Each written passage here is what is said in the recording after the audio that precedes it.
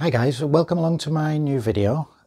So today I'm going to talk about nitrite in the koi pond environment. Yeah, this has come about a few weeks ago now. I did an ammonia video. It was quite well received, quite a lot of good positive comments, and a lot of people asked if I would do nitrite as well as by way of a kind of follow-up to this video. So that's how this has come about. Now, if you haven't already seen the ammonia video, I would recommend you watch that. You can actually check it out here. There's some good stuff in there, really. It's really useful stuff to know if you're keeping koi. So yeah, do check that out. But today we are, as I say, we're going to talk about nitrite. So I'll talk about where nitrite, what it actually is, where it actually comes from, how it comes to be in our koi ponds, the effects it can have on your koi in terms of when it becomes toxic and what that results in. I'll look at how you can control the level of nitrite and kind of preempt nitrite spikes, etc. And I'll look at what you can do if you do get a dangerously high nitrite level to combat that. So firstly, what actually is nitrite? The chemical formula is NO2, and it's not directly present in the koi pond. It's actually generated. We kind of generate it ourselves effectively. Your koi, as you'll know if you've seen the first video, produce a lot of ammonia as a result of the normal biological function, the digestion of food, etc. Byproduct of that process is ammonia. And very quickly that ammonia can build up to a level that becomes toxic to your koi. So we have a filter which has a biological element to it, and that biological element basically is there to combat the ammonia. And what happens is your filter is colonized by bacteria. Those bacteria consume the ammonia as food. Now unfortunately the waste product of that process is nitrite, which can also build up to levels that become harmful to your koi, and as such also need to be dealt with by a biological filter.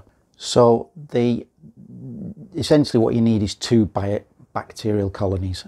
One nitrosomus bacteria colony, which feed on the ammonia and produce nitrite, and then a second nitrobacter colony which feed on the nitrite, and they then the waste product from that process is nitrate, which is less of an issue, and I will do a little video on nitrate as well down the line.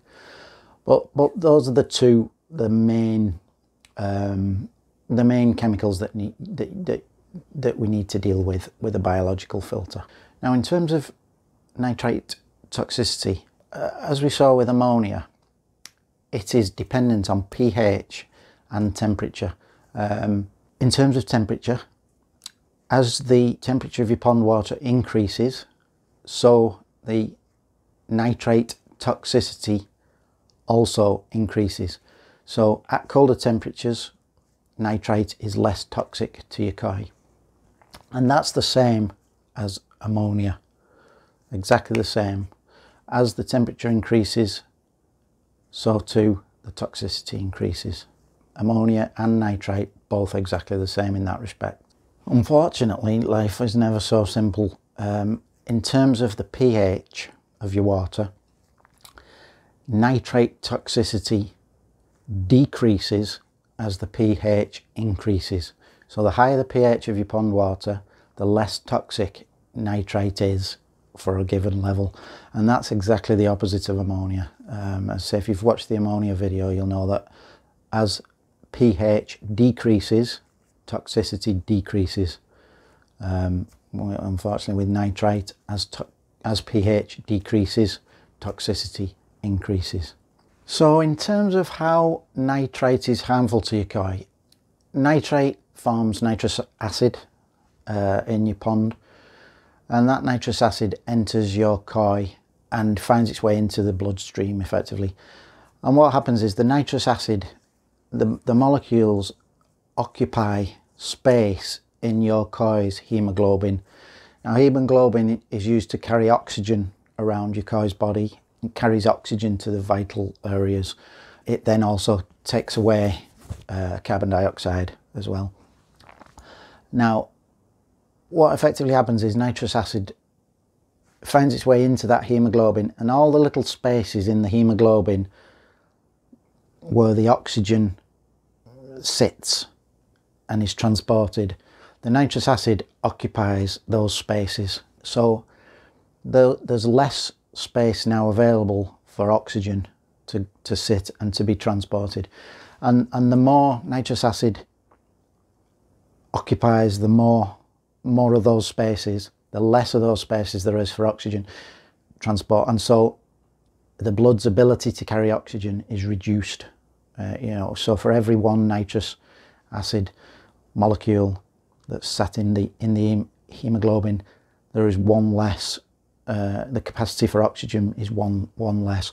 And eventually the nitrous acid occupies all those spaces, or the majority of those spaces, and you get to a point where the hemoglobin is now unable to transport enough oxygen to keep your koi alive, basically, and what happens is your koi suffocates. It suffocates and dies from a lack of oxygen. Now, as that hemoglobin is filled up with nitrous acid, it changes colour. It becomes a brown colour, and that you can see that in your koi's gills. So when your koi's gills of a normal healthy koi will be like a pinky reddy colour. They just generally look healthy and normal, and you should familiarise yourself with that normal appearance.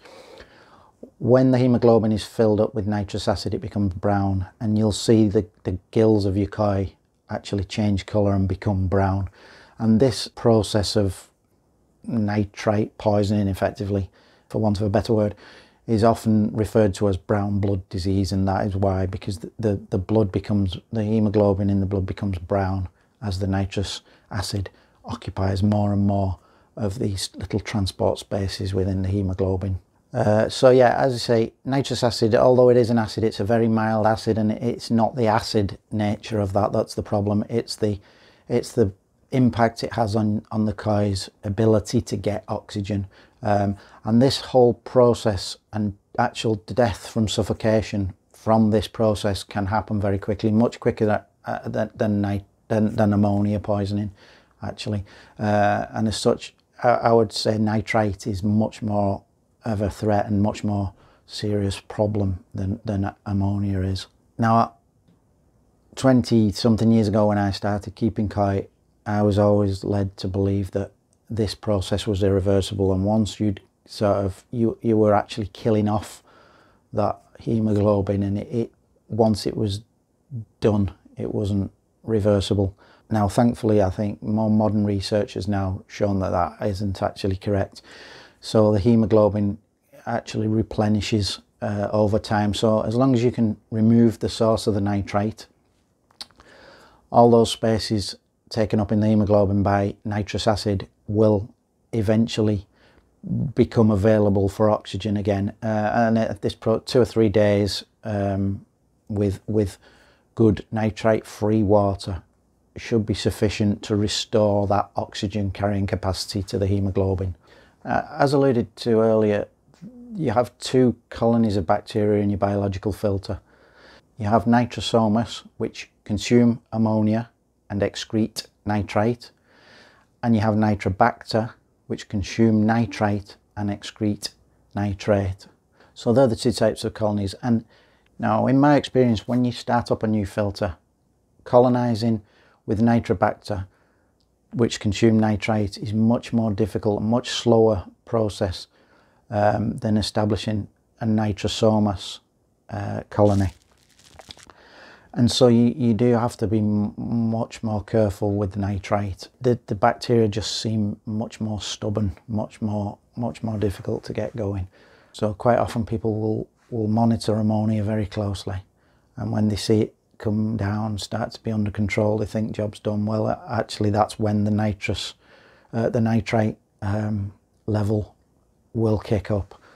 So you know, you need to keep an eye on that. When you have ammonia levels that are declining, that means the colony is processing that ammonia, but what they're doing is churning out nitrite, and that's when the nitrite will go up. So something to bear in mind when you're starting up a new filter. And also, of course, these colonies die back in the winter. There's less food for them because you're feeding your koi less. You're feeding usually wheat germ, as I say, much less of it. So they tend to die back. The numbers, there isn't the food to sustain the numbers, so the numbers die back. And as such, in the spring, the weather warms up and your fish are suddenly really active looking for food. If you just switch to a high protein food and start chucking it in, your filter won't be able to cope, and you'll have ammonia and subsequently nitrite spikes, which can get to toxic levels very quickly. So in the spring you need to resist the urge to feed your koi when they look like they're starving, and instead just bring that level up slowly and give the bacteria colonies a time to establish. You won't have the same problem you had starting up a new filter. The colonies are already there and seeded. You just need to kickstart them and get them to generate more and more bacteria and build that level back up. So over the period of a few weeks, just gradually build it up and monitor that all the time. In terms of what levels are harmful, about 0.15 milligrams per litre. Above that, it's starting to cause problems, and you won't always see that. You know, it's the nitrous acid at that level is already starting to occupy those spaces, but they won't occupy enough of those spaces that your koi are not able to get enough oxygen. There's still plenty room for plenty of oxygen, but at that kind of level and above, you are already starting to impact that that oxygen carrying capacity. In terms of the symptoms of it, sitting on the bottom, if your koi is sat on the bottom, often the fins will be clamped, isolated from the other fish. There tend to be symptoms of nitrate poisoning. Quite often your koi will come off the bottom and eat and feed as normal, but then they'll return back to the bottom. Often a lack of appetite is another symptom, but not always. Flashing, so you'll see your fish flash and rub themselves on the bottom of the pond or the sides. And when it progresses to a much more advanced level, you'll see your fish gasping for oxygen at the surface. And obviously, ultimately, they will suffocate if you don't address that. Now, in terms of controlling the nitrate, consistency really is the key. Consistency of change water consistently and regularly, or even better, have a trickle in, trickle out of fresh water going constantly. Feed consistently, so, you know, find a good quality food and stick to it and feed similar amounts every day. Sudden increases in food can lead to a spike, which can cause you problems. Preempt really. If you're treating, you're going to use PP, potassium permanganate, or various treatments that will knock back your filter bacteria potentially, then reduce feeding a couple of days before. Preempt that, because if you don't, those chemicals will knock back your filter efficiency. And if you carry on feeding at the normal levels, you will again generate a spike in ammonia and subsequently nitrate. So kind of try to predict and preempt any potential problems before they happen is better than reacting to it when it happens. Good filter maintenance is key. I mean, it's key in everything. I have an easy pod on my little pond. I flush that every single day. Get the muck out of there. The muck in the filter is muck. It's still in the pond with your fish, so get it flushed out regularly. With it go lots of bad bacteria, your fish's appetites increase, etc, etc. Oxygen. All the bacteria, as well as your koi, they all need oxygen. They all consume oxygen. Absolutely get as much oxygen in the form of air into your pond as you possibly can. Everything in there will benefit from that. And one somebody told me many years ago, which I think really changed my thoughts on it, is basically those bacteria in that filter, they're living, breathing creatures just like your fish. They're in there working hard for you to help you keep your koi healthy, keep them alive. Look after those living things in your filter. You know, can think about them as living organisms, which they are. Consider them, consider their health. You know, focus on giving them plenty of oxygen, giving them food source, predicting when they might struggle if you're having to add PP or you're having to add formalin or anything else that might knock them back. You know, think about them. They're in they're working, they're on your side. You know, look after them. As well as stopping feeding, if you have an issue or you predict an issue, another good thing to have on hand is a filter bacteria. I use Evolution Aqua's Pure Plus gel. I've used others, but I found the Pure Plus to be absolutely brilliant. It's the best of the ones I've tried. I don't claim to have tried them all, but I really do recommend it. Add it to your filter whenever you have issues or are predicting issues coming up, like, you know, as I say, you're going to be adding PP, you're going to whatever. It does work really well at increasing those bacterial levels very quickly. In terms of the levels, again, just very briefly, there will always be a level of ammonia and a level of nitrite in your pond. Test kits are very vague. They have very coarse scales on them. They're not accurate at all. Quite often you'll get a colour on your test that corresponds to 0 on the chart. It's not 0. If the ammonia was ever 0 and the nitrite was ever 0, then your bacteria colonies would die because they would have no food. There can and will never be 0, and that's a good thing. You know, you want a level there all the time to feed those bacteria and keep them alive. But in terms of targets, you know, as close to 0 as you can possibly get is the target. And lastly, if you run into an issue, if you, for whatever reason, you're not able to keep your nitrite in check and you do get a spike of nitrite and it is up at dangerous levels, you know, 0.5 milligrams per litre and above is starting to get serious, and you need to address that.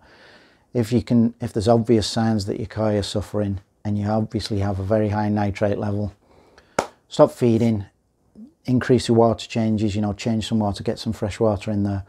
And in an emergency, you absolutely have to get it down quickly. Then you can add salt to your pond. I hate salt in koi ponds. I don't recommend it for anything except if you have a nitrite emergency, a real emergency where you have to get it down quickly. And you can add salt in that instance up to 0.3%. And what that will do is, the salt, by adding salt, you're adding chloride. And those chloride molecules work in the same way as the nitrous acid molecules. So they're absorbed and find their way into your koi's hemoglobin. And they occupy those little transport spaces that the nitrous acid was getting in. However, by putting in chloride molecules instead of nitrous acid molecules, you are stopping that problem happening. It's preferential for the chloride molecules to be in there, so the salt isn't reducing the toxicity of the nitrite. Basically all it is doing is competing with the nitrous acid for those spaces, and having the chloride in those spaces doesn't cause the same problem as having the nitrous acid in those spaces. So as you can see, it is a short-term measure. It doesn't stop all the nitrate getting in there.